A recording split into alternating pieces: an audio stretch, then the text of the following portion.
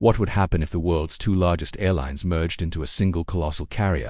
Imagine a single American airline with over 2,000 aircraft, dominating every major route on the planet.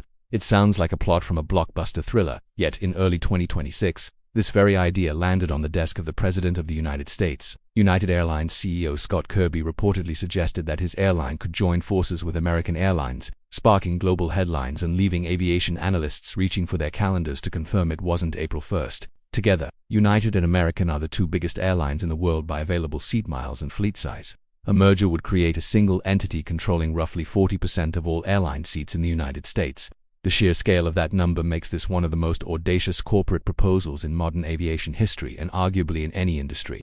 So how did we get here? And could it actually happen? Welcome to the World Documentaries. Let's find out.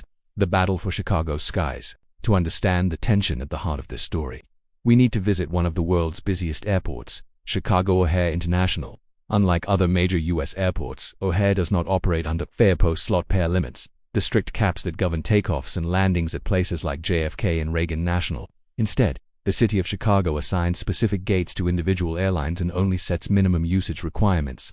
That subtle difference has had enormous consequences. United Airlines, headquartered in Chicago, announced plans to operate 750 daily departures from O'Hare during the summer of 2026, a record for the airport and up from their average of 521 daily departures across all of 2025. Meanwhile, American Airlines, seeking to rebuild its presence after dramatically scaling back during the pandemic years, targeted 500 daily departures from the same airport that summer. The math simply did not add up. In April 2026, the FAA stepped in and set a hard cap of 2,780 daily flights across all airlines at O'Hare, after the airport was on track to handle 3,080 to 400 more than in 2025, without any new infrastructure to support it. The man behind the rivalry. To truly understand why this story carries so much personal weight, we need to talk about Scott Kirby. The United Airlines CEO is a Texan who grew up near Dallas, the home city of American Airlines.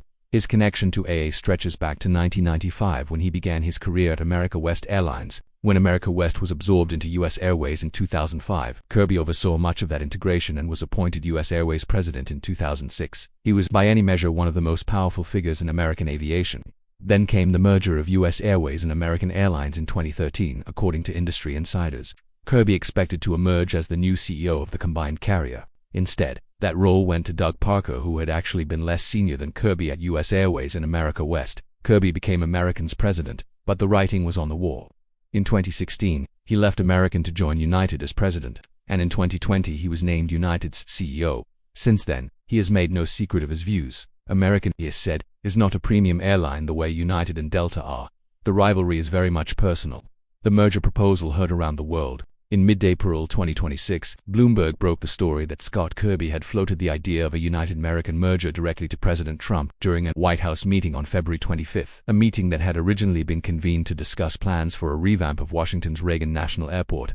The timing and the venue made the proposal even more remarkable. Rather than approaching American Airlines directly, Kirby had taken his idea straight to the highest level of U.S. government. American Airlines responded quickly and firmly, publicly stating for the first time that they had no interest in any such merger and that no talks with United had taken place.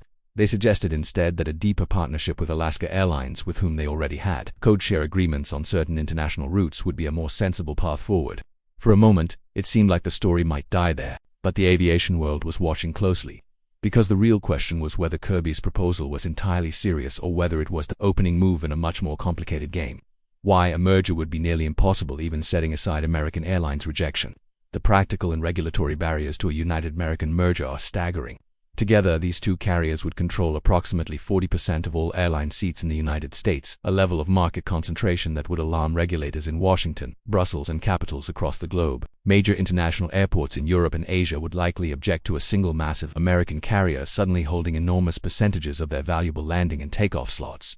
There is also the issue of network overlap. Even though United and American have structured their domestic route networks differently, United relies less on a single dominant hub. There would be massive duplication across hundreds of routes. Regulators would almost certainly demand significant divestitures as a condition of any approval, which would undermine the very competitive advantages the merger was supposed to create.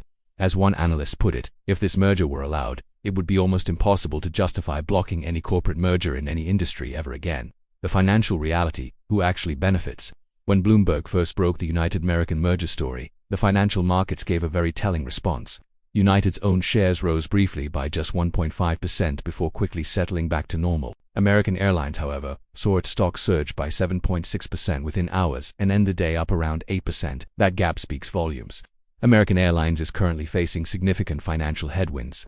The airline carries a long-term debt load of approximately $25 billion and has a market capitalization of around $7 billion, a fraction of United's $31 billion. American stock has lost almost twice as much value as United's since the start of 2026, making it more vulnerable to external shocks like prolonged fuel price increases driven by Middle East instability. In short, the company that would benefit most from a merger with United is American Airlines itself, not United. This raises a fascinating question. If the deal is so beneficial to American, why would Scott Kirby push for it? And if United's shareholders see little upside, would they ever actually agree? The market's reaction suggests that whatever Kirby's true intentions were, a full merger was never really the most likely outcome. Is JetBlue the real target? Here is where the story takes an intriguing twist. In the months before and after the merger proposal made headlines, another airline had been quietly circling as a potential United acquisition target. When Kirby was pressed on whether United might be looking at buying whole airlines, his response was carefully vague. "We'll see." There are a lot of rumors about that. And then, almost as if to confirm the direction of travel, United and JetBlue announced a new codeshare partnership called Blue Sky, bearing a striking resemblance to the Northeast Alliance that JetBlue and American had been forced to abandon in 2023. JetBlue has struggled significantly in recent years. The airline attempted to acquire Spirit Airlines in 2022, only to be blocked by the U.S. Department of Justice on competition grounds. Spirit subsequently filed for Chapter 11 bankruptcy protection twice in 2024 and again in 2025.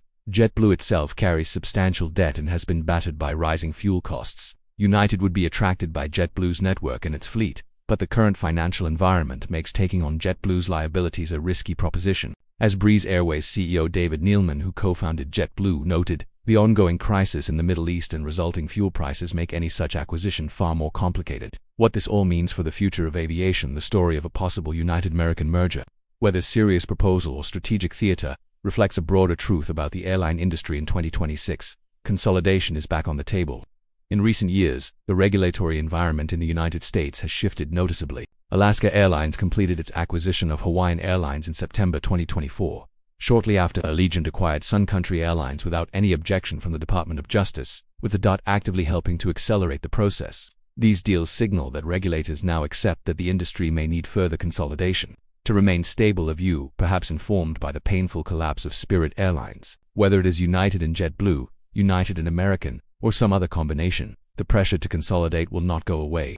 The aviation industry is navigating a perfect storm of high fuel costs, geopolitical instability, shifting traveler habits, and massive post-pandemic debt loads. The next major airline merger, wherever it happens, may reshape travel for millions of people for decades to come. What do you think? Will we see more airline mergers in the near future? And which carriers do you think could be next? Share your thoughts in the comments below. We genuinely want to hear from you. If you found this story as fascinating as we did, hit the like button, subscribe to the World Documentaries, and ring the notification bell so you never miss a story like this one. The skies are changing, and we will be right here to help you make sense of it all.